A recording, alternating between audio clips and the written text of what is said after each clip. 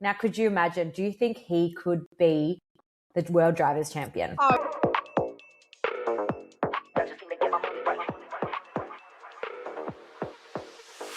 I'm Elle. And I'm Pat, and we are Paddock 43. And this is your F1 fix. Good afternoon. We really should be together. This is ridiculous. I know. We should be together, but we both have very busy schedules. I know. We need to. We're not aligned. No, we're really not. Our schedules are like this. Opposite ends of the day. Thank God for Riverside. Riverside coming to the rescue. This is not an ad for Riverside, but highly Riverside recommend to the rescue. Riverside to the rescue. Spanish Grand Prix. Spanish Grand Prix. I guess we should say Barcelona Grand Prix because we'll have 2 Spanish Grand Prix this year. But yes, I know. So I'm surprised I'm not wearing red. Actually, it's the last Barcelona Grand Prix. Well, it's actually not the last one. It's the last one until we're not having it next year because then it's on rotation with Spa. Oh, it's the last official one. And Alonso even said it's probably his last Spanish Grand Prix. Well, Barcelona Grand Prix. 100% it is. Yeah, his last official home race will be in September. That's for sure. But do you know what? I've said this and we have spoken about this previously. I don't enjoy Barcelona Grand Prix. I think it's probably one of the least entertaining races on the calendar. But I will say that the last 10 laps of the race provided, and perhaps Barcelona redeemed itself in those laps. I think Barcelona redeemed itself in just the results that it produced. Exactly, and the results it produced. I agree. It was not one that I wanted to spend time watching. I didn't stay up and watch it. I needed the sleep. I was hungover, so it wasn't going to happen. But when I woke up and rewatched this morning, I was like, boring race, except for the results. Yeah, there was not much action happening, and I predicted it. I did think the thing with Barcelona is that it's a fantastic, there is a reason why it's a testing circuit. It's because it's very predictable. You can get a lot. I think it's great for teams to see what they want to see out of the cars, but entertainment perspective, it's not the most exciting race. We don't really see a lot of overtaking. Like, I think it's 74% of wins come from pole, so we're not really getting that much action. But in saying that, you know, we did have little glimpses of action. Like, I think it was lap 33. There was a bit of action between Kimi and George. And I was thinking about what we spoke about last week where, you know, is someone going to push someone off? Thankfully, that didn't happen. But then Kimi did DNF. And I also think that it proved just what we're seeing time and time again this year, the fact that they're just still trying to figure out these cars, because I think we had 7 or 8 DNFs. Yeah, we had quite a few. I mean, Williams had the double DNF as well. It was not a race for anyone but Lewis Hamilton. I stand by that. The only person that actually enjoyed Ferrari in a Grand Prix was Lewis Hamilton. And then obviously having the 1, 2, 3 podium finish with the British drivers, which they haven't had since, what was it? I think it's 1968. We haven't had a 1, 2, 3 British driver podium. Imagine having an Aussie podium like that one. Would never happen. Could never happen. But imagine. Never. It's not happening. It was also a fun fact, George's 100th race with Mercedes. Wow. And even though it was, and Kimi DNF'd and they had their battle, when I was watching F1, I hadn't seen this part except for when I saw it on social media. So the F1 account obviously posted Ferrari singing the Italian national anthem, very emotional for, you know, every Tifosi fan out there. They're loving life. And the cameraman constantly is flicking back to the podium. Lewis is smiling. He's beaming down at his team. It's, you know, all very happy days. He's so happy to be part of the team. And George and Lando just look like Lando's just like placid, but George, the look on his face, he looked furious. He just did not look like he wanted to be there. You know, it's his 100th race with Mercedes, and I think he's just disappointed. Elle, you've literally taken the words out of my mouth. Like, I was watching, and prior to the podium, so when, you know, it was really sweet seeing all the drivers congratulate Lewis. Like, I mean, everything that I saw, most drivers came up. Like, even Ocon hugged him. Like, there's a really nice moment between him and Verstappen. Obviously, Well, George hasn't accepted the collab on Instagram at the moment. See, George. You don't know what I'm talking about. Lando and Lewis have done a little collab post of the three of them. And yeah. George has not accepted. You check if George if he's accepted. But I did notice this, and I thought his eyes. So in the podium, it was more. He didn't look as excited. But before that, like in the cool down room and in that post race interview with Nico Rosberg, which was also iconic, the fact that Nico interviewed Lewis, but he hasn't collabed, has he?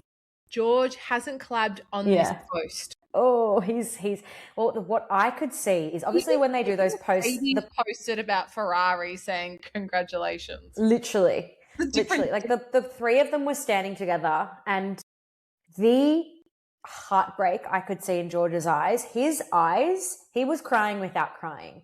If you go back and look at his face, he looks so disappointed, and I don't think it's specifically about Lewis. It's the fact that this could have been his opportunity to actually take a win and beat. I mean, he did obviously beat Kimi Antonelli, but like take the win.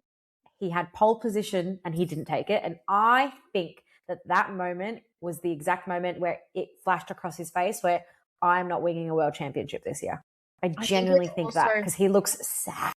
It wasn't helped by the fact that, you know, Pierre Gasly has been reinstated his third position in Monaco. Mm-hmm. He hadn't served the time penalty in Monaco, and so he's been reinstated. George served his time penalty for speeding in pit lane whilst in Monaco during the race. Mm-hmm. Could that have been a different scenario for George had he not done that? And they're now saying Mercedes and Red Bull are taking legal action. Red Bull's like, no, give our podium back to Isaac. But like, that was Pierre's podium. The whole situation is messy, but George served his time penalty and Pierre didn't. So, you know, there's nothing. How do you reverse that? You can't really reverse engineer that. No, exactly. You know, that's just how it is. So, yeah. I can see why George probably went into the weekend a bit pissed off about this situation, and then this happened at the Barcelona Grand Prix. I know. I felt for him. I felt like he genuinely looks really broken. Like, I would not be surprised if he's taken 24 hours off social media or something. I'm sure he has a team of people. He's probably going, nah, I'm not accepting that. But yeah, I felt for him. And I mean, obviously it was a very special podium. And I think the entire last, 10 laps of the race really redeemed it. And the fact that moment watching Lewis win, I was sitting there on the edge of my seat, like with goosebumps. He was so emotional. And to finally see him win in the Ferrari is amazing. And all I will say is that Kardashian curse does not exist. No. She's done the opposite. She's done the opposite. She's done the opposite. The Kardashian curse has been broken. The curse is officially broken. Gone. Kim Kardashian has done gone. Lewis Hamilton has just won in a Ferrari. Oh my gosh. About time. About time. Especially like last year was just such a disaster. And this year we're actually seeing him perform, which is really exciting and very special. Now, could you imagine, do you think he could be the world drivers champion? I was just going to say that. Imagine if Lewis Hamilton becomes the world drivers champion. The battle between him and Kimi for the points is incredible. Like, we've got Austrian Grand Prix next, then we've got the British Grand Prix. Like, those two races could change so much. Yeah, I wonder if one of those three Brits will win British Grand Prix. Because Lando's won, Lewis has won. Can George win? Well, I was there last time Lewis won. Yeah. That was the last time he won. Exactly. So he won, and then the year after Lando No. I'm like, oh, look, you know what? I know you don't like George, but I do hope that he gets to have that opportunity because I think, okay, people aren't watching. Ella's shaking her head. The empath in me. I just think, you know, I don't know. I don't see anything amazing. Like, he's a great driver. He's good at what he does. Give him that. Like, you've got to be a great driver to do what you do. Yeah. But I also just think he's just not doing much for himself at the moment. No, he's not. Yeah. He's not. Granted, I do. That it was his 100th race and all of this is sort of unfolding, and you kind of feel like this shafted driver. You know, Lewis left Mercedes, and he thought, now I'm going to be the number one driver at Mercedes, and then this has happened. Yeah. Yeah, kind of. Look, I can relate Dagger. because George Russell is the middle child. He is the middle child, and I am middle child. I get it. I get that feeling. So I'll empathize with George on that situation. Yeah, gosh, that just reminded me even, that post-race interview when he was like, you know, I raced it. He was like, I raced with Lewis for many years. And it's like, smile, George. Smile. He also taught you a lot, George. Yeah, like smiling with your mouth and not your eyes. Yeah.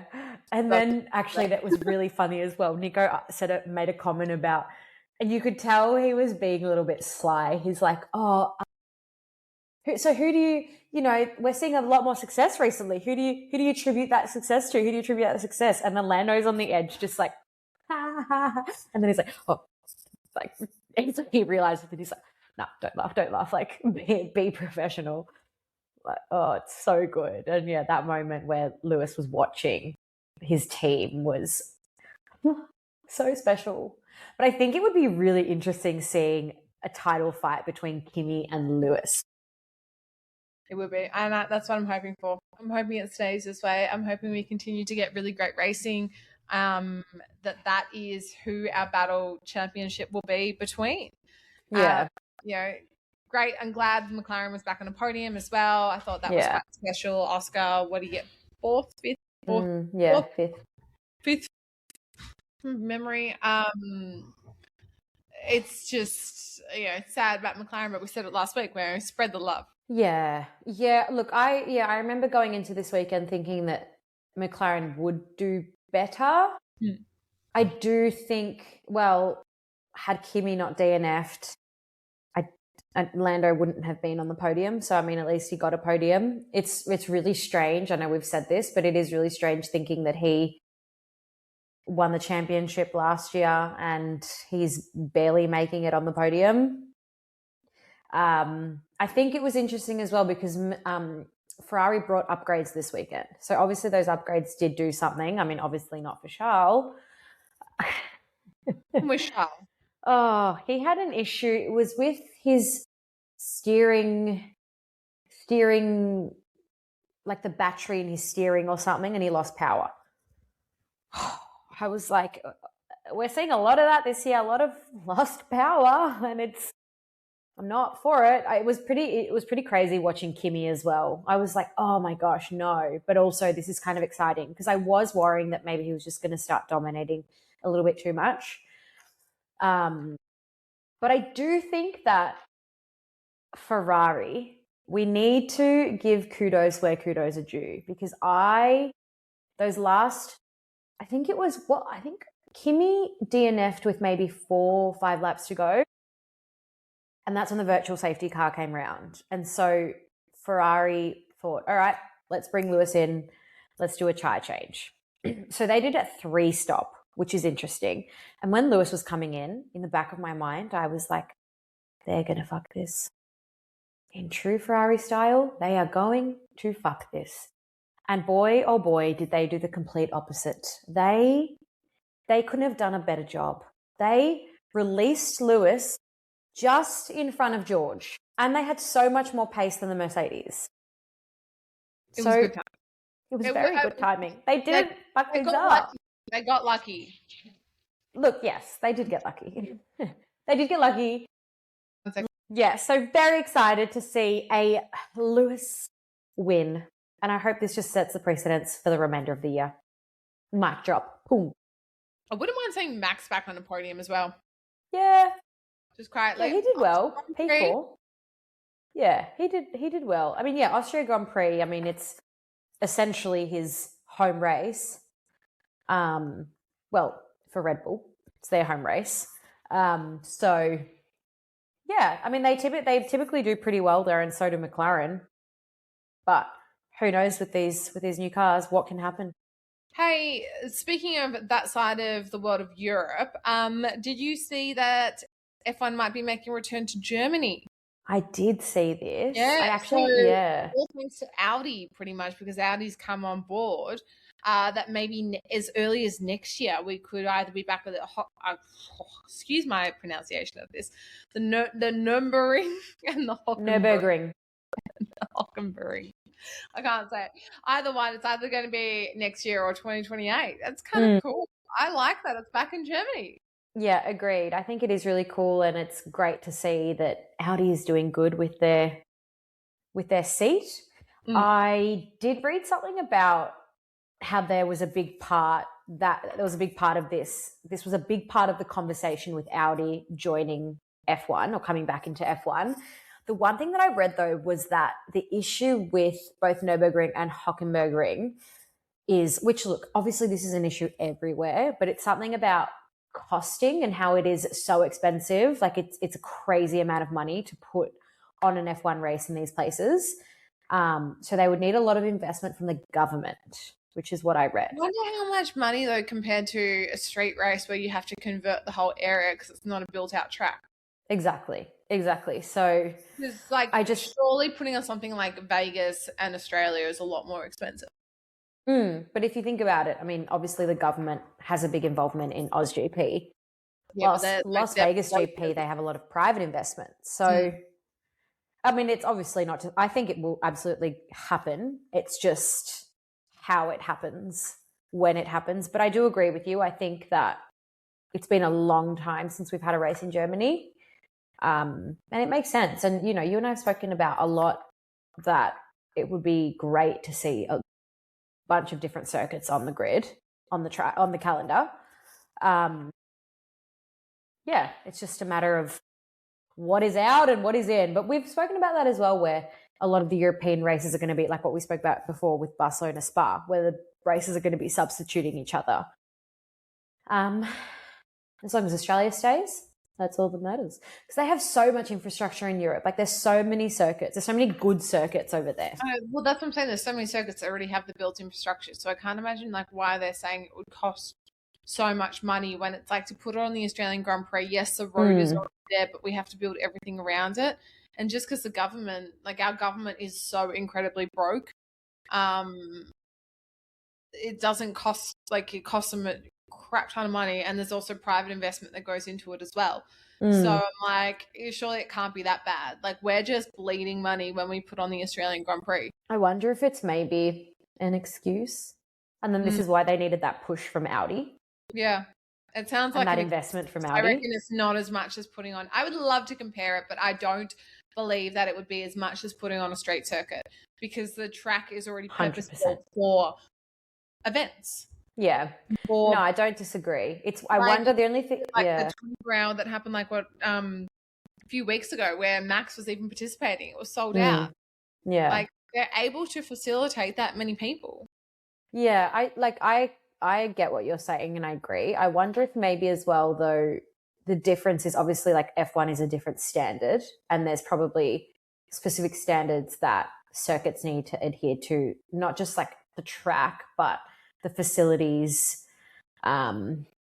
which is also maybe part of the reason why they are doing such massive upgrades in Melbourne. I mean, we'd completely outgrown those facilities. We had outgrown it. I think there was also asbestos in those buildings as well. Yeah, that too. It needed to be redone. Like there was a bunch of things that were wrong with it. So that too. It was not up par with like I remember when I did like a paddock walk at the British Grand Prix and I was like, holy dooly. And everyone was like, what? And I was like, this is the paddock? And they're like, yeah. Like Melbourne looks like a farmer's market compared to... They did a little bit of an upgrade this year.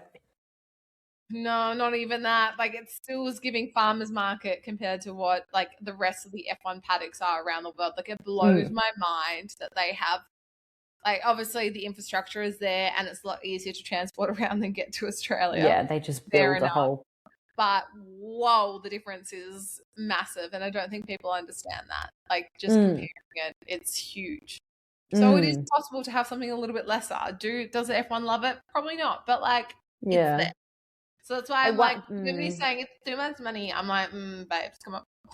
But I wonder as well, if you think about it, like, you know, we have one race in Australia and we have China, Singapore, Japan. Like, essentially we have 4 races if we include Asia. And it's not common. But then think about how many races we have in Europe. Like, they have so many options of putting on a top tier race. Why would they decide to go to a circuit that can't cater for that? So, but yeah, it'll be interesting. I think, 2028 is what they were looking at. I'm all for it. And I'm sure the German government will probably step in and say, yes. There'll be a private investor that steps in and goes, yes, 100%, this is where we want to go. There'll be like an aftermarket part even doing it. I mean, it's funny that I said, like, this is who I work for, but H&R, their springs and coilovers, they're one of the biggest sponsors of that track, of the numbering, and like they do all of that. So I would be surprised if they started entering into that market as well. Yeah. Not that I'm saying they do. I don't know. I'm not part of their global office. I just help promote them here in Australia. But like, that is a possibility because they, you know, I could see that happening with a brand like that because they already sponsor the track. So I don't know. Yeah. It'll be interesting. Watch this space. I'm excited. We have a break this week. We do. Big break. It's funny because I was like, just give us all the F1, and now with the World Cup on as well, I'm like, okay, it'll be nice having a break before Austria. It was a big day in sport on Sunday. Like, Nick, Socceroos, you know, and then them winning. Le Mans was on at the same time, and then Barcelona. And then if you're into AFL, there were some pretty big games as well. So it was a big weekend. Huge weekend in sport. Probably the biggest weekend in sport we've seen in a while. I kept getting really upset and frustrated when I kept seeing people post on Instagram being like, just talking about Socceroos, NBA, and F1. And I was like, and Le Mans. Like, do people not realize that one of like the most and the historic WEC races in the world is happening right now? And I was like, stop just saying it's 3. Oh, there was so much. I know, it was so exciting. It was, it would be incredible being over there. It would incredible. I was following along with Pat James's stories, just like, this is nuts. And he didn't sleep. Did you sleep at NASCAR? Oh, no, it wasn't overnight, though. Oh, it finished late, though. No, our NASCAR race was just over 6 hours. I think it actually may have gone for 7. We left about an hour before it finished purely because it was going to be a nightmare to get out of there. That's the tricky thing. So we organised an Uber to pick us up just a little bit early, which ended up being for the best anyway, because that took like half an hour to come, and then it started pouring with rain, and NASCAR doesn't race in the rain, so the race stopped before it even finished. So crazy. Yeah, but Le Mans 24 hours. I don't think I'd sleep either, just to see what happens. The adrenaline would just be crazy. I'd just be intrigued by the whole situation. Yeah. Very exciting day. We've got a nice little break. Everyone can catch up on what's happening in the World Cup. NBA is obviously now breaking. I think everyone needs a actual break from sport. We've all been like, so many people around the world have been getting their sport fixed when F1 has not been on. And now they're like, well, like exactly what you said, calm the fuck down. I just think sleeping will be questionable during the World Cup. Well, then we're at as we said, Austrian Grand Prix, and then I'll be flying to the Grand Prix after Silverstone. Whoop, whoop. So exciting. The homeland. The homeland? I mean, I guess. Back at Silverstone GP. Make sure that you dress appropriately this time. Guys, I'm camping. Pardon? I'm officially camping at the British Grand Prix. Oh my God, I'm so sorry. Well, I'm glamping. But okay. if anyone's at the British Grand Prix, I will be staying in a track at the pop-up hotel for 4 nights. Come see me. I will be there, and I won't be leaving the track for 4 days. You're going to be like Gollum at the end of it. Oh, I know. I actually need to go find, like, on the Monday night, I want to find, like, a nice hotel and just go stay there, and I'm just wanting some silence. That'll be because I have to be back down in Heathrow for Goodwood or something, like doing something. Anyway, so I just need a night to myself, a nice comfy bed after glamping. Getting off a 24-hour flight direct, and then into glamping is it's a life choice. Yeah, it'll be worth it. Yeah, it's definitely It'll definitely be worth it. Yeah. I don't even want to know what the 14-day forecast is looking like at the moment, but we'll check it. Oh gosh, yeah, don't even just imagine rain. Just prepare for rain, take some wellies, and you'll be fantastic. But there's also been times when it's been like 28 degrees. And take a t-shirt and some shorts. No, wear your principal shorts, a t-shirt, a nice big jacket, and gumboots. Winning. I've got it all. But hey, we need to wrap this up. Yeah, green flag, red flag. Green flag for me. Ooh, I'm pretty much finished with my Denza B5 project build, so it's looking really good. So it's been a lot of fun. Red flag. I cannot say any of that online, otherwise it's been a good week. What about you? Red flag, just dealing with childcare drop-offs. That's been really sad. And then my green flag, it was just the weekend. I just think the weekend we had in sports, like the World Cup is on. I mean, people might not know, but I'm like a huge football fan, and World Cup is a very exciting time in my life. So yeah, World Cup being on, and I did court announcing over the weekend. I'm doing it again next weekend. So yeah, just lots of sports and enjoying that. It's all happening. And, you know, obviously Lewis Hamilton's win is definitely a big green flag in my eyes. Yes. But thank you so much for listening, guys. We'll chat to you later. Bye.